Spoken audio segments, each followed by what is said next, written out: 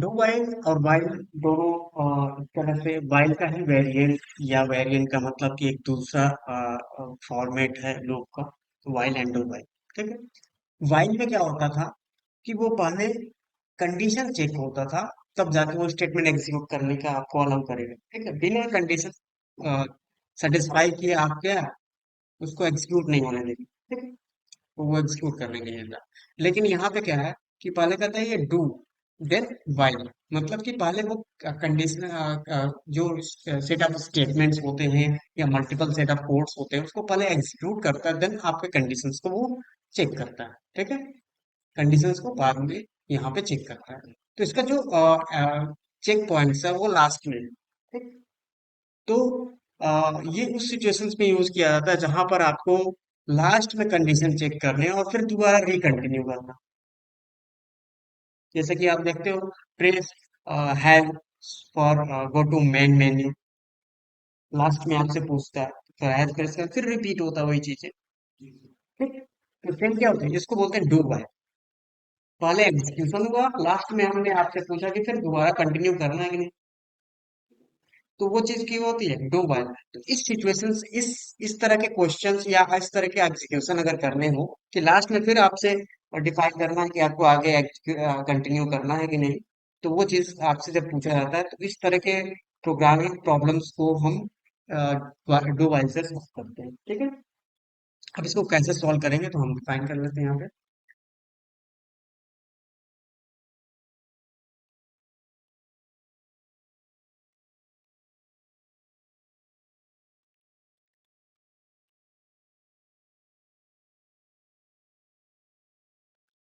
While and do while हमने define किया था।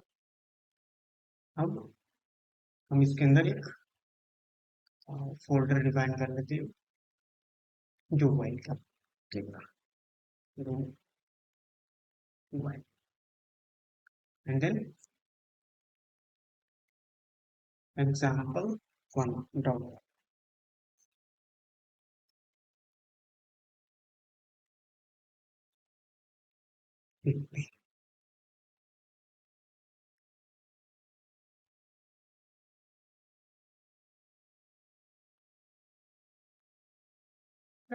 Example one dot six. अब यहाँ पे हम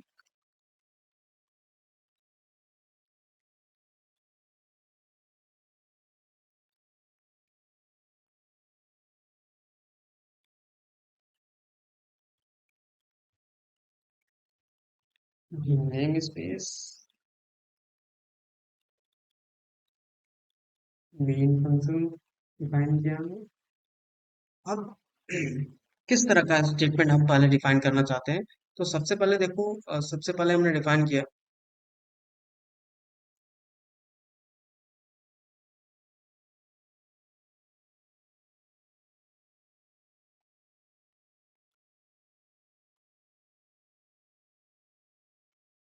कि अगर हमको डिफाइन करना है कि वन से लेकर के 20 तक मुझे नंबर प्रिंट करने हैं, तो इससे भी हम वो चीजें डिफाइन कर सकते हैं जो हमने फॉर लूप या डू व्हाइल से किया था। मतलब वही सेम टास्क इससे भी कर सकते हैं और इससे हम इसकी स्पेशलिटी ये होती है कि ये लास्ट में कंडीशन पूछता है। ठीक है। कंडीशन आपको कंटिन्यू करने के लिए पूछता है। तो उसके लिए हम सबसे पहले डिफाइन कर लेते हैं अ, सबसे पहला क्वेश्चन हम डिफाइन कर लेते हैं कि यहाँ पे क्या डिफाइन करना है मुझे। तो मैंने लिख दिया यहाँ पे कि हम प्रिंट करने वाले हैं नंबर्स को, और कहाँ से, 1 to 20 या 1 to 10। ठीक। फर्स्ट 10 नेचुरल नंबर हम प्रिंट करने वाले हैं तो हम इनिशियलाइजेशन कर लेते हैं क्योंकि इसका इनिशियलाइजेशन इसके अंदर नहीं होता, बाहर होता है। तो इनिशियलाइजेशन जैसे वाइल में इनिशियलाइजेशन बाहर किया था, फॉर में अंदर ही किया था, तीनों एक साथ किया था। ठीक है। लेकिन यहाँ पे इनिशियलाइजेशन का मतलब कि हमको स्टार्ट कहाँ से करना है, वन से। इनिशियल का मतलब स्टार्टिंग वैल्यू दे दी मैंने, int I equal one. Then उसको डिफाइन कर दिया, उसके बाद आपने क्या लिखा, टू। ठीक। लेकिन यहाँ पे स्निपेट दिया हुआ, कोड स्निपेट, जैसे मैं डॉट क्लिक करूंगा तो ये पूरा सिंटैक्स बना करके मुझे दे देगा। अब यहाँ पे मुझे अपने हिसाब से यहाँ पे कंडीशन लगाना है या कोड लिखना है। ये सिंटैक्स में स्निपेट, दिस इज स्निपेट, दो वायलर प्लेट इसको। ठीक है। अब क्या करना है, डू। अब इसके अंदर कोड क्या लिखना है मुझे, तो मुझे क्या करना है, 1 से लेकर के 10 तक प्रिंट करना, तो मैंने लिख दिया। अगर सेम लाइन में प्रिंट करना तो इंटर लाइन लिखेंगे। अगर अलग अलग लाइन में प्रिंट करना तो हमने आई प्रिंट किया और आई को प्रिंट किया। उसके बाद क्या होगा, आई को डिफाइन करने के बाद आई को वैल्यू को इंक्रीज करते रहेंगे। और उसके बाद कंडीशन दे देंगे इसकी, कब तक चलेगा ये प्रोसेस। तो यहाँ पे मैंने दिया आई लेस देन और इक्वल 10। जब तक 10 रहेगा, लेस देन और इक्वल टू 10 रहेगा, तब तक ये चलता रहेगा। तो ये हमारा कंडीशन हो गया। ठीक है। अब मैं इसको रन कर प्रोग्राम, तो देखिए यहाँ पे आपको आउटपुट क्या मिला, 1 से लेकर के 10, ये आपको आउटपुट। कोई डाउट इसमें? तो देखिए वाइल, डू वाइल में, फॉर लूप में, तीनों में क्या होता है, सेम प्रोसीजर थे। फॉर में भी इनिशियलाइजेशन हो रहा है, कंडीशन हो, एंड देन इंक्रीमेंट या डिक्रीमेंट हो रहा है। ठीक है। तो तीन फिर तीनों में है, लेकिन क्या होगा, इसमें क्या है कि इसमें चेंज कर दिया गया, सब में अलग अलग जगह पर इसको अलग अलग सिचुएशंस में उसको क्या किया गया है, यूज किया गया, लेकिन तीनों यूज किया गया है, condition, initialization and then increment and decrement, तीन फिर। तो इसके बिना क्या होता, कोई लूप डिफाइन नहीं हो सकता, क्योंकि हम इनिशियल सब सेट करते हैं। कंडीशन ये बताता है कि कब तक लूप चलेगा, और लूप को ब्रेक करने के लिए हम लिमिट जब क्रॉस करेंगे, तो लिमिट तब क्रॉस करेंगे जब हम इंक्रीज या डिक्रीज करेंगे उसको। ठीक है। कि अगर हम आगे बढ़ रहे हैं, तो अगर 1 से 10 तक डिफाइन करना है, तो हम इंक्रीज करेंगे तभी जा करके वो 11 होगा, और जब 11 होगा तो कंडीशन फॉल्स होगा, कंडीशन जब फॉल्स होगा तो आपका लूप बंद हो जाएगा। ठीक। तो लूप क्या होगा, ये बंद हो जाएगा। और यहाँ पे मैं लिख दूंगा सी आउट लूप,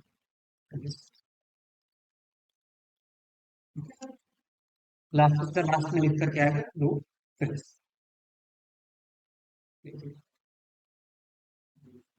ठीक। तो 10 के बाद जैसे ही 11 हुआ तो लूप बंद हो गया, और जब लूप बंद हो गया तो ये दोबारा एग्जीक्यूट नहीं होगा, तो ये क्या होगा, ये वाला स्टेटमेंट, लास्ट वाला स्टेटमेंट एग्जिट स्टेटमेंट बन जाएगा। ठीक। क्लियर। तो इस तरीके से आप लोग एग्जिट कर सकते हो। अब ये डिफाइन कर लिया। अब मान लो कि मुझे इवन नंबर में प्रिंट करना, जैसे उसमें प्रिंट किया था हमने।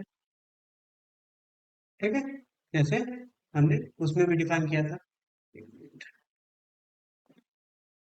यहाँ पे हमने फोल्डर डिफाइन किया था, डिफाइन नहीं हुआ, दो वाइल यहाँ पे लिख दिया, और इस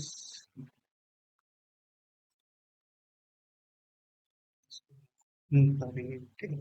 अब इसके अंदर फिर एक और हम फाइल बनाएंगे, एग्जाम्पल 2। तो हम इवन और भी चेक कर सकते हैं, जैसे उसमें भी चेक किया था मैंने, सेम एज।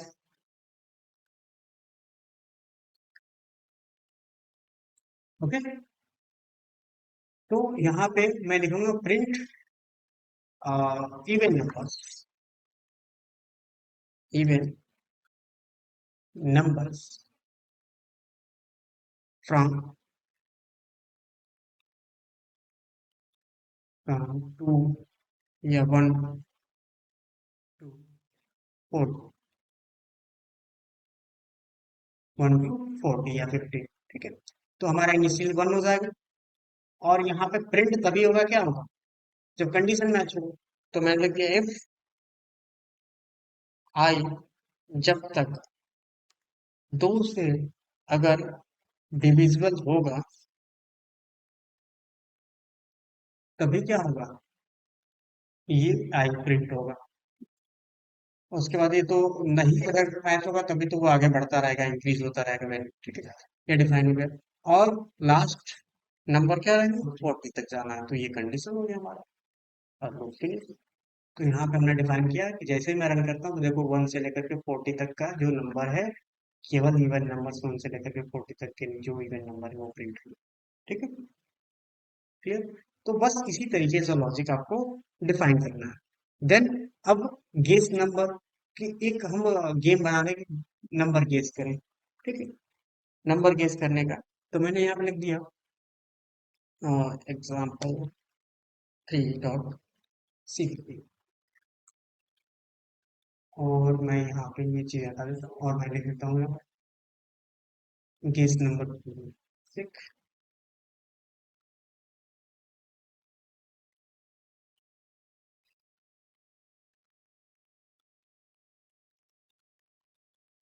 मान लीजिए यहाँ पे प्रोग्राम में अगर मैंने मैन्युअली डिफाइन कर रखा है क्या, 5। ठीक। नंबर है। अब मैंने कहा गेस, एक गेस वेरिएबल बना लिया। गेस में ऑलरेडी मैंने लिख दिया 0। अब मैंने कहा कि यहाँ पे डू, और मैंने कहा सी आउट गेस द नंबर। ठीक है, गेस नंबर। ठीक। फिर मैंने यहाँ डिफाइन किया इफ। ठीक है। तो ये चीज डिफाइन हो गया, गेस नंबर हो गया आपका। तो जब गेस नंबर है तो यहाँ पे सीन करो, तो यहाँ पे सीन मैंने लिखा, और सीन के में यहाँ मैंने क्या किया, गेस को इनपुट किया, तो मैंने लिख दिया गेस। ओके, गेस इनपुट हो गया। देन उसके बाद क्या मुझे डिफाइन करना है, कंडीशन लगाना है, तो मैंने लिख दिया व्हाइल अगर गेस क्या होगा, इक्वल इक्वल नंबर होगा। तो नॉट इक्वल, ठीक, सॉरी, नॉट इक्वल ना, इक्वल चलता रहे। जैसे ही मैच हो गया तो क्या होगा, वो बंद हो जाएगा ना, और यहाँ पे लास्ट में जो लूप से बाहर एक मैसेज आएगा, आ,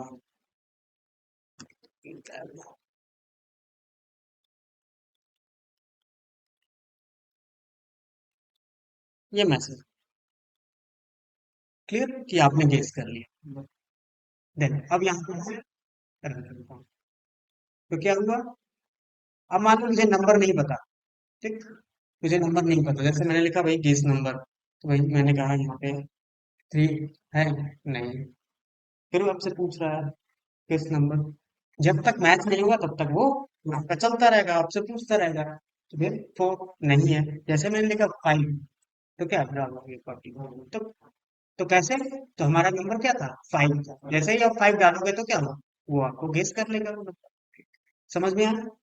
इस तरह के प्रोग्राम्स डिफाइन करने के लिए डू वाइल।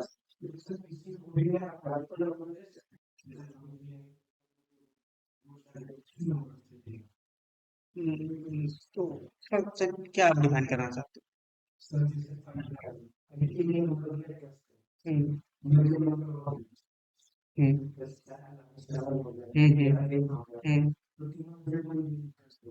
हाँ, तो वही कर सकते, जिसमें आप मल्टीपल कंडीशन, तो इसके अगर आप मल्टीपल नंबर गेस करना चाहते हो, तो अगर आपका, आप लॉजिक क्या लगाना चाहते हो ये डिपेंड करता है। अगर उनमें से कोई एक मैच हो जाए तब आपका सही है। ठीक, हाँ, तो मैसेज आ जाएगा। तो इसमें क्या होगा कि आप और कंडीशन लगाओगे, तो यहाँ पे जैसे नम 1 है, नम 2, नम 3 मल्टीपल दे दिया। ठीक है, तो यहाँ पे कोई भी नंबर नम 2 नम दिया, तो यहाँ पे मैंने कहा भाई और, तो यहाँ पे मैंने और सिंबल दे दिया, जैसे कि हम एंड और नॉट डिफाइन कर रहे थे, तो यहाँ पे और सिंबल दे देंगे, और सिंबल। देन उसके बाद फिर एक और कंडीशन, ये गेस नॉट इक्वल नम, तो यहाँ पे आपका जैसे ही आपका इक्वल इक्वल होगा, तो यहाँ पे नॉट इक्वल नम या जो भी है, तो यहाँ पे आपका डिफाइन होगा, तो यहाँ पे हम एंड डिफाइन करेंगे, या जो भी कंडीशन डिफाइन करना चाहें कर सकते हैं। तो यहाँ पे आप एंड या और उसके हिसाब से आप डिफाइन करना चाहो, तो यहाँ पे ये चीज डिपेंड करता है कि आप करना क्या चाहते हो, कि अगर कोई एक अगर मैच हो जाए, कोई एक अगर मैच हो जाए, तो आपका होना चाहिए, डिफाइन होना चाहिए। ठीक है, तो अगर कोई एक मैच हो जाता है तो आपका क्या होगा, तो उस तरीके से वो चीज आप अप्लाई करना चाहो तो कर सकते हो। तो अगर मैंने यहाँ पे एंड लगा दिया, तो यहाँ पे कोई भी अगर एक मैच हो जाता तो फॉल्स हो जाएगा। ठीक, फॉल्स हो जाएगा, अगर फॉल्स हो जाएगा तो बाहर करो। तो हम एंड कंडीशन लगाएंगे, एंड लॉजिक। ठीक है, बीच बीच में नॉट इक्वल नम 1, फिर एंड गेस नॉट इक्वल नम 2 नम 3, इस तरीके से। और जब कोई भी इक्वल नहीं होगा तो क्या ट्रू है, और जैसे ही कोई अगर इक्वल हो जाता है तो क्या होगा, फॉल्स हो जाएगा, बाहर चला जाएगा। समझ गए, तो ये है लॉजिक हम डिफाइन करेंगे। तो इस तरीके से डिफाइन। अब मैं आपको बता देता हूँ, जैसे कि नंबर ये गेस कर रहे हैं, तो यहाँ पे मैंने कहा कि भाई ये नंबर वन है, कॉमा ये नम टू है। मैं आपको डिफाइन करके भी बता देता हूँ। और इसमें मैंने नम टू में 8 दे दिया, और मैंने यहाँ पे लिख दिया नम थ्री में क्या दे दिया, 11 दे दिया। ठीक है, 3 नंबर्स मैंने दे दी। अब मैं यहाँ पे क्या लिखूंगा कि num one not equal, guess not equal number, and then and, फिर guess not equal num two, फिर and guess not equal num three. ठीक, अब मैं रन करता हूँ यहाँ पे। तो रन किया मैंने, yes किया। अब जैसे क्या है, 5 8 और 11। ठीक, तो जैसे मैंने यहाँ पे लिख दिया 3, जैसे मैं लिखा 5, लेकिन अगर 5 के अलावा अगर मैंने लिख दिया क्या, 8 अगर लिख दिया, तभी और मतलब उनमें से कोई मैच हो जाएगा तो आप करेंगे। तो आप कंडीशन डिपेंड करता है कि कंडीशन क्या लगाना चाहते हो, वो चीज डिपेंड करती है। ठीक है, तो मोस्टली क्या होता है कि लॉजिक ही डिपेंड करता है आपके प्रोग्राम से। ठीक है ना? तो ये चीज डिफाइन कर सकते हो आप। अब हम इससे और भी प्रॉब्लम सॉल्व कर सकते हैं। अब जैसे कि देखो यहाँ पे मुझे सम ऑफ नंबर चाहिए 1 to 10, तो वो भी हम डिफाइन कर सकते हैं। तो उसके लिए हम एक और प्रोग्राम डिफाइन कर लेते हैं, example4.cpp।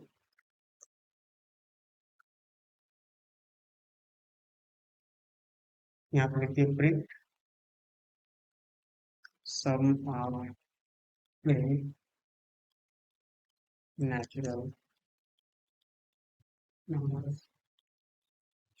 First n natural. ठीक, फर्स्ट का मतलब स्टार्ट से 1 से 10। ठीक, नहीं, तो इनिशियल वैल्यू आप दे दोगे आप क्या, integer i equal 1, and then एक सम निकालना है, तो सम वेरिएबल भी बना लोगे आप। सम में 0 रख लिया मैंने। ठीक, उसके बाद मुझे क्या डिफाइन करना है, मैंने फाइल, और वाइल के अंदर मैंने यहाँ पे कंडीशन दे दिया कि आई लेस देन और इक्वल टू 10 तक चलना है। और उसके बाद यहाँ पे सम प्लस इक्वल क्या डिफाइन करना है मुझे, सम प्लस इक्वल आई। ठीक, या सम इक्वल सम प्लस आई भी लिख सकते हो आप। तो ये क्या होगा, आई में वो ऐड होता चला जाएगा वो नंबर, और आई आगे बढ़ता चला जाएगा, बस ऐड होके आगे बढ़ गया। वन है, वन ऐड हुआ, फिर टू हो गया वो, फिर सेकंड टाइम पे टू ऐड होगा, 1 and 2 3 हो जाएगा, फिर इस तरीके से ऐड होता रहेगा। फिर लास्ट में हम यहाँ पे हम लिखेंगे cout sum of first n natural number is sum first and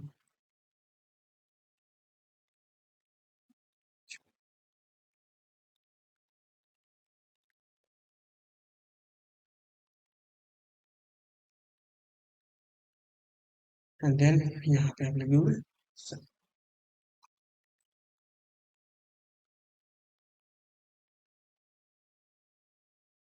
तो क्या 55। ठीक, तो ये आपका आ जाएगा सम ऑफ 10 नेचुरल नंबर इज 55। अब हमको फैक्टोरियल निकालना है, तो फैक्टोरियल भी हम निकाल सकते हैं। ठीक है, तो फैक्टोरियल कैसे निकालेंगे, तो यहाँ पे मैंने डिफाइन किया, और मैंने लिख दिया एग्जाम्पल 5.cpp। अब हमको फैक्टोरियल निकालना,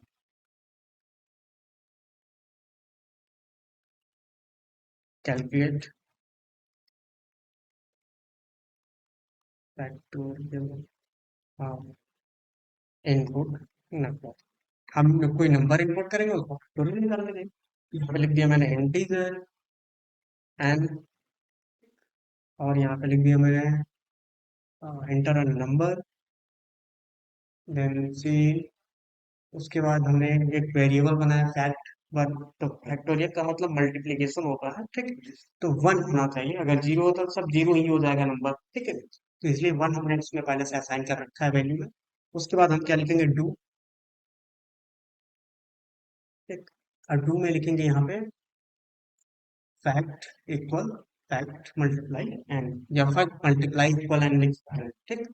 मतलब शॉर्ट में आप ये लिख सकते हो।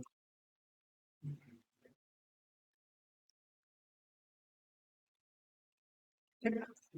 तो ठीक है, तो शॉर्ट कोड हो गया आपका। उसके बाद क्या होगा, आई को बढ़ाते चले जाएंगे जैसे प्लस वाले में कर रहे थे। ठीक। आई प्लस प्लस आई आगे बढ़ गया आपका।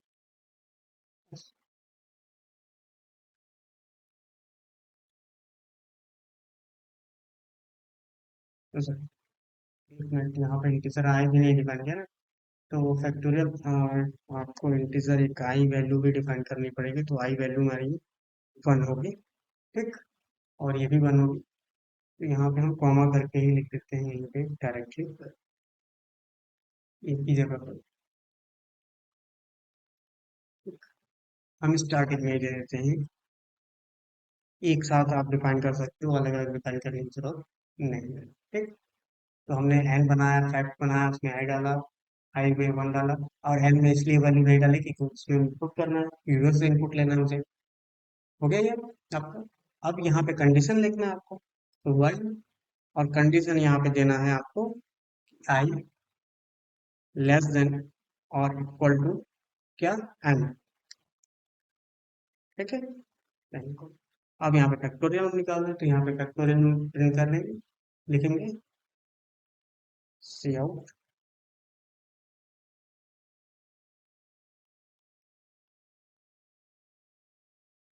Factorial is.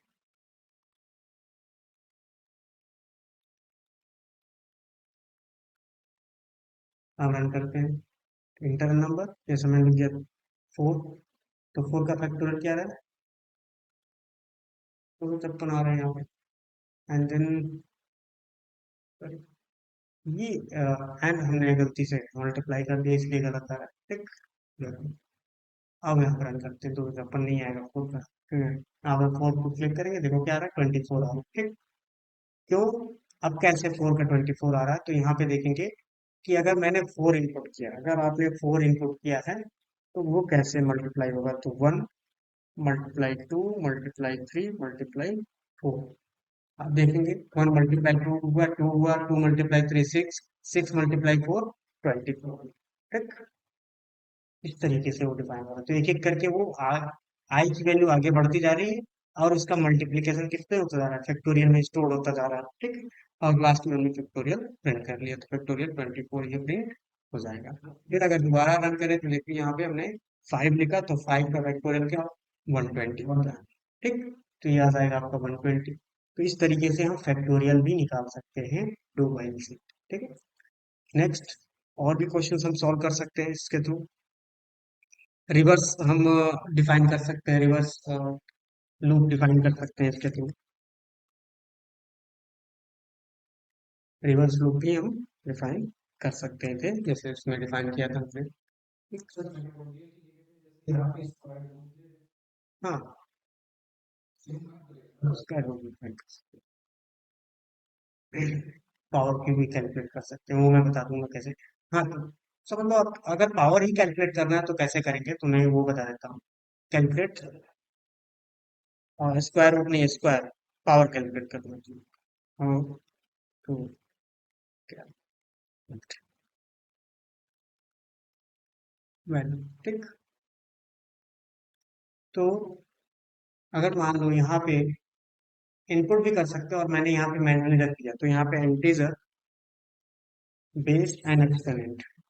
तो बेस कितना है और एक्सपोनेंट वैल्यू क्या है वो डिफाइन करेंगे। रिजल्ट अभी हमने क्या रखा, 1। ठीक है। देन उसके बाद हम डिफाइन करेंगे यहाँ पे इंटर द बेस वैल्यू। ठीक। उसके बाद बेस को इनपुट करेंगे, उसके बाद इनपुट एक्सपोनेंट वैल्यू, और उसके बाद एक्सपोनेंट को इनपुट करेंगे। और इनपुट करने के बाद हम फॉर लूप में दो वैल्यू का यूज कर सकते हैं, तो मैंने लिखा है यहाँ पे डू। देन यहाँ का result equal result multiply base. ठीक। देन यहाँ पे क्या करेंगे, एक्सपोनेंट माइनस बेस। ठीक है। हाँ, हाँ, फॉर भी कर सकते हैं, लेकिन हम अभी डू पढ़ रहे हैं ना। तो यहाँ पे लिखेंगे मैंने वाइल लिखा, और वाइल में मैंने यहाँ पे लिख दिया कंडीशन। अब कंडीशन क्या लिखना है? तो एक्सपोनेंट माइनस माइनस कर रहा है ना, तो मैंने कहा एक्सपोनेंट जब क्या हो जाए आपका,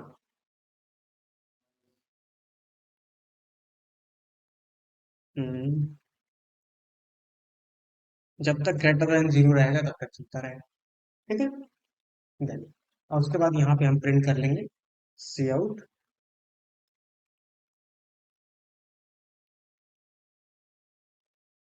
रिजल्ट,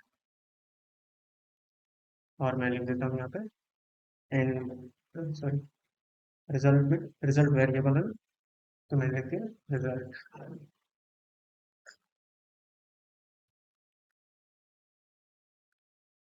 अब रन करता हूँ,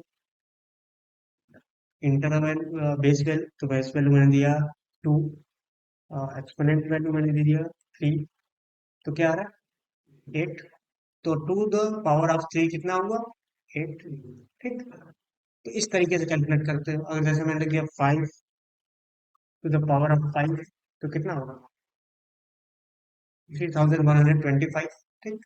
अगर मैंने 5 टू द पावर ऑफ 4 किया, तो क्या रिजल्ट आएगा? 625। ठीक है।